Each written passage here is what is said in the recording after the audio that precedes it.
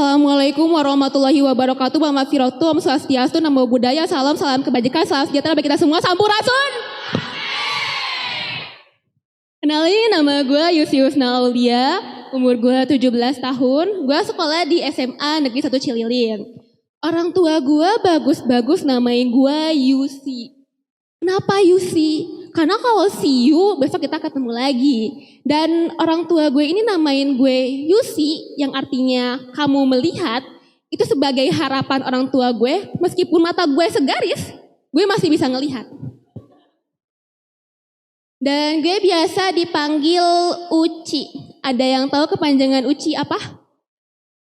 Orang Cina, tapi saya orang Cililin. Masih nyambung ya, Uci. Dan ngomong-ngomong soal Cina, emang sedari kecil gue sering dikatain Cina gitu ya. Bisa kalian lihat sendiri kan. Udah sipit, cantik, putih, manis, rajin menabung udah cantik, manis, tidak sombong, rajin menabung kasbon di kantin. Dan emang gue dari kecil banget tuh dikatain Cina terus gitu, kenapa?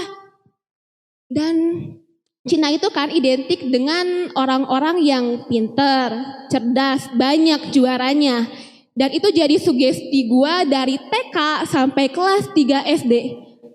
Itu bikin gue jadi ranking 1 terus. Kenapa? Karena sugesti tadi kalau orang Cina itu pinter.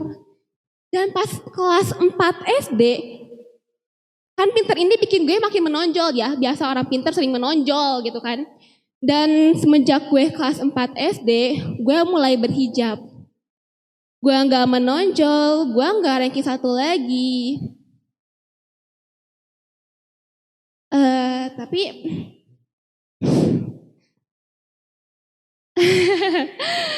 ngomongin soal peran pelajar juara ya. Pelajar juara. Pelajar. Kenapa gak ada guru juara? Kenapa semua harus dititik beratkan kepada pelajar? Padahal kan guru itu digugu dan ditiru. Kalau misalnya gurunya juara, otomatis pelajarnya juga juara. Dan juara itu kan identik dengan juara 1, juara 2, juara 3, juara 4, juara 5. Ada mungkin ya sampai juara 10 besar gitu kan.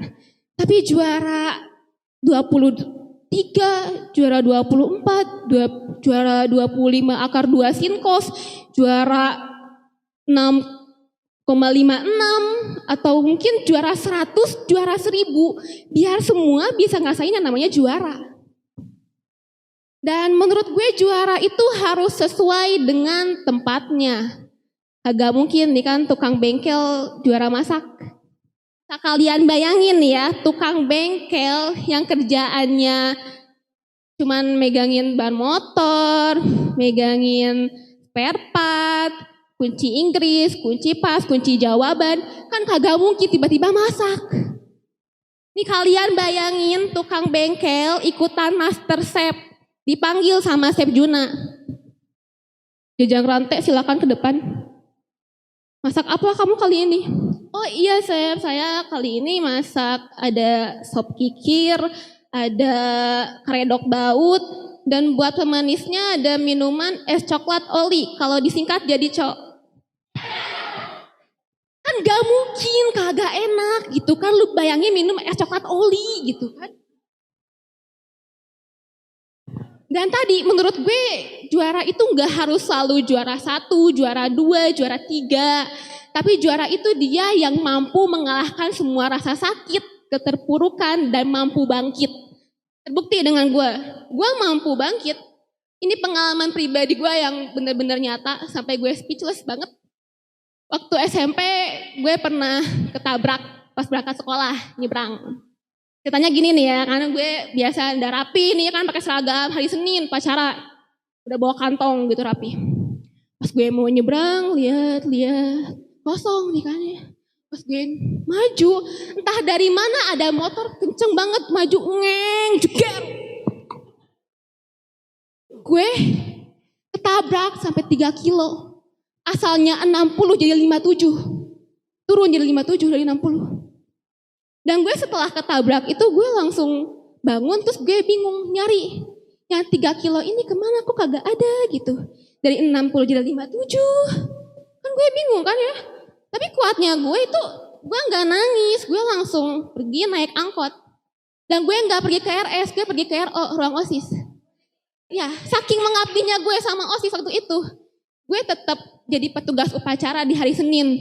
Masih gak nangis. Sampai upacara beres, gue dibawa anak PMR ke UKS, tetap gue gak nangis. Sampai gue bingung, nangis gue di mana gitu kan. Gue cari di UKS kan ya, gue cari di atas lemari, gak ada. Di kotak obat, gak ada. Di bawah lemari, gak ada. Di bawah kasur, gak ada. Di bawah telapak kaki ibu, gak ada gitu kan. Gue tuh bingung gitu, kenapa nangis gue gak ada. Sampai gue belajar, sampai beres, masih gak nangis gue. Pas gue pulang ke rumah, nyampe jalan nih depan rumah, gue ketemu sama 3 kilo tadi pagi. Air mata gue di sini, nangis gak di sini. Nah, tadi hilang gitu kan. Tapi kawan-kawan emang beneran ya, wanita itu sangat kuat gitu. Dan yang bikin gue jujur ini ya, ini yang paling jujur. Gue nangis di rumah, nahan nangis dari pagi sampai sore. Gue nangis di rumah itu bukan karena gue ngerasa sakit, tapi gue ngerasa bersalah karena ternyata yang nabrak gue itu lukanya lebih parah dari gue. Gue mah udah memar-memar, hidung berdarah, kepala bocor, mata sipit. Gue masih berangkat sekolah. Dia yang udah ya gak bernyawa mungkinnya gak tahu gue. Dan gue ngerasa bersalah gitu kan. Itulah kekuatan seorang wanita gitu ya. Meskipun saking kuatnya wanita, meskipun ketabrak, yang luka malah yang nabrak gitu kan. Dan wanita itu mampu menutupi sesuatu hal yang menonjol. Bukan menonjol ini, tapi menonjol ini gitu kan. Saya Jajang Rantai, sekian, terima kasih. Wassalamualaikum warahmatullahi wabarakatuh.